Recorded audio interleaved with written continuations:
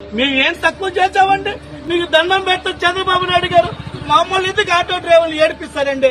మమ్మల్ని ఏడిపించిన తర్వాత మీరు సుఖంగా ఉండగలుగుతారా? మీరు హ్యాపీగా నిద్రపోగలుగుతారా? నాయన చంద్రబాబు నాయుడు గారు, మీరు ఒక్కసారి ఆలోచించండి అయ్యా.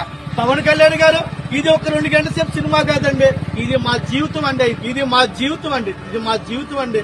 మా బిడ్డలండి చదివించుకోలేకండి పని పంపించుకున్న పెయింట్ పనికి మీరు డబ్బులు వేసే పరిస్థితి లేదు కదండి. మీరు డబ్బులు వేయలేమ్మవాడు. ఈ ఆటో చూస్తే ఆ 10,000 వేయలే. నిన్నగాక మనం ఎఫ్సీ చేయించుకోవాలంటే మా భార్య 2 గాజులు చేయించుకున్న గాజులు కమ్మగా కుదరబెట్టారు చంద్రబాబు నాయుడు గారు.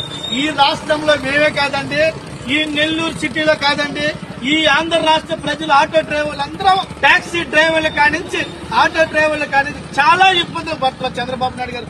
మహానుభావుడు పర్వతల చంద్రశేఖర్ నెల్లూరు సిటీ ఇన్ఛార్జి గారు మా ఆటో కార్మికుల గురించి చాలా చక్కగా చెప్పారండి. మేము వెళ్ళామండి నెల్లూరు సిటీ ఆటో కార్మికులందరూ. పర్వతల చంద్రశేఖర్ రెడ్డి ఎమ్మెల్సీ గారు వైఎస్ఆర్ కాంగ్రెస్ పార్టీ తరఫున నెల్లూరు సిటీ ఇన్ఛార్జి అండి.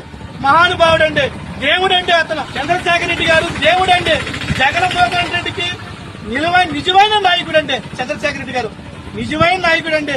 ఒక్కసారి మా ఆటో కష్టాలని అడిగాం. సార్ మా పరిస్థితులు సార్, జగన్మోహన్ 5 ఏళ్ళు మాకు ఆటోకి 10,000 ఎక్కనేశారు సార్.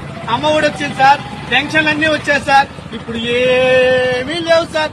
ఏం సార్ మా పరిస్థితి అంటే, మేము ఖచ్చితంగా రేపు జగన్మోహన్ రెడ్డి ప్రభుత్వం వస్తే ఆటో వాళ్ళకి సరైన న్యాయం దీనికన్నా డబుల్ చేస్తానని చెప్పిన ఘనత పర్వతల చంద్రశేఖర్ రెడ్డి గారు అండి.